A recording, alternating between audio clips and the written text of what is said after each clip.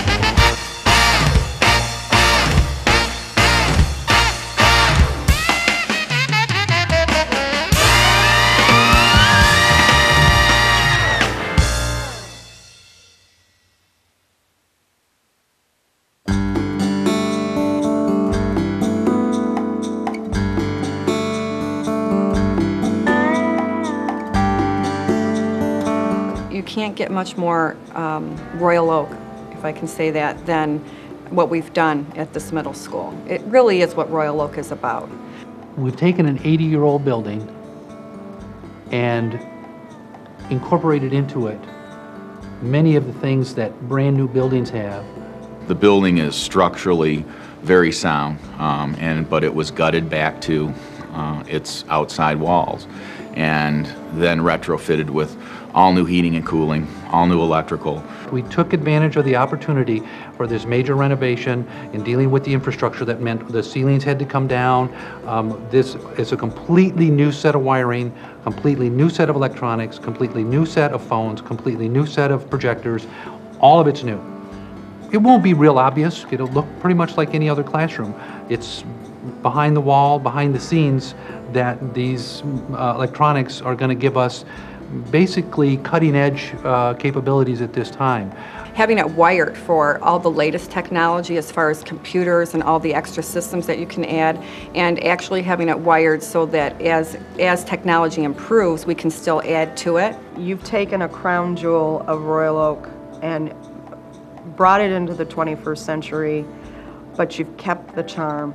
Well, the board and the district took the opinion that this was not going to be just a renovation project, but a restoration project, and to enhance the attributes of that building. You're never going to get a new building like this by building it new. Architecture that you couldn't duplicate. You really can't duplicate on today's dollar. With the limestone, with the carvings, with the art, on the outside alone.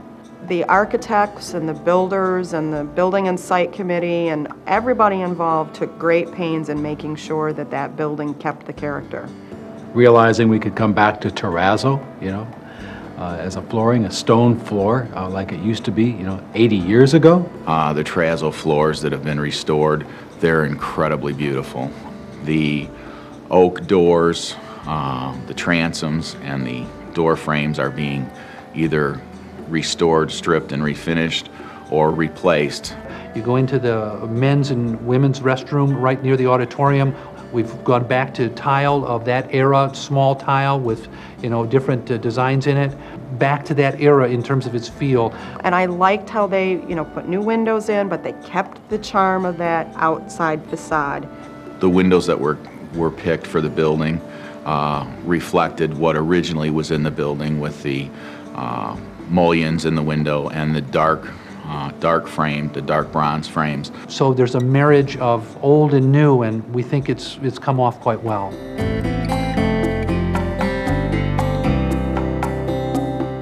One of the things about this facility is that because it was a high school for so many years, it really offers a lot that a high school has to offer to its students, but now we'll be able to offer it to someone of a middle school age. Outside the facility, you have an entire athletic complex.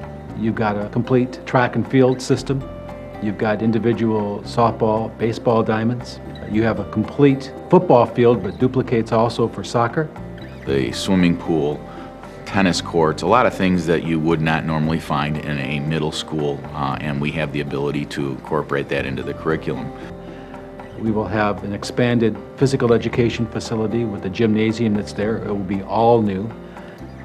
Probably the premier thing that they have as a middle school is the auditorium, and it is almost 1,000-seat performance auditorium. The auditorium is just superb. The acoustics in there are just outstanding. So it's definitely a facility. It has a lot of strengths. So bringing 6th through 8th graders into it, it's really giving them a jump start. The science labs are phenomenal. And science and math are two areas very important to success in life. The science rooms are fairly well double-sized in terms of accommodating students so that you could have team teaching at any time in some of the areas of physical or biological science. In addition, we have put in the access points for a wireless transmission. All of that's been inserted into every single classroom so that that could also expand if need be in the future. For that building, there'll be 4 wireless carts with 15 computers on each one, notebook computers on every floor. A lot of it is mobile, so we'll be able to move it into our classrooms, which gives you a little bit more of a private educational learning setting so that your kids have more opportunity to ask questions. It's not a loud computer lab with 60 computers and 2 classes. The technology that's there at Royal Oak Middle School really has the ability to let them pioneer their own education.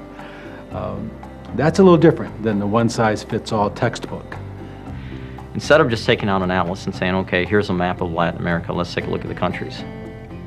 I can pull it up on Google, up on the data projector, put it up on the smartboard. We can now take a visual satellite view of the Andes Mountains and take a look and discuss, how do you think the Andes Mountains might affect the people living around there?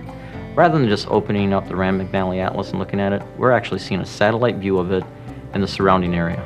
Those are all things that excite kids, gets them engaged, and it puts more resources at the teacher's fingertips to communicate with the kids and to support the instruction that they're trying to provide. Even little things that you think of, having sensors that turn the lights on and off, to be energy conscious. Just those little touches that are added to it, it truly is a world-class facility. There are some specialty rooms that aren't normally a feature of curriculum in a middle school. We have a performing arts program with rooms assigned individually. Your own band room at Royal Oak Middle School. And all of these things are contained level by level so that a lot of specialization is contained at each level. That's what the larger size of the facility provides.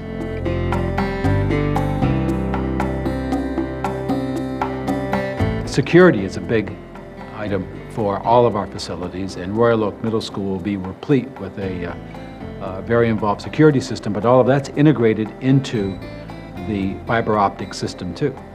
Every exterior door has a monitor on it, and we can put a schedule as to when they'll open and when they'll close. There's a single point of entry that everyone is expected to go through. And visitors are directed through the main office, and they're buzzed into the main office after recognition by the staff there. So for me, it is important to know, to have cameras and to have sensors and to know when people are entering and leaving the building and to have more of a grasp on who is coming and going and when they're doing it. And one of the things that the community might like, all of that information can be piped to our local police agencies so that they can also monitor at their liberty as well. For the adults who are responsible for the kids, it'll put them at ease a little bit more, and we can focus more time on the learning component of the building and not so much worrying about the security of the building. It's a large building, and we want to make sure that we know where the kids are and we know that they're safe.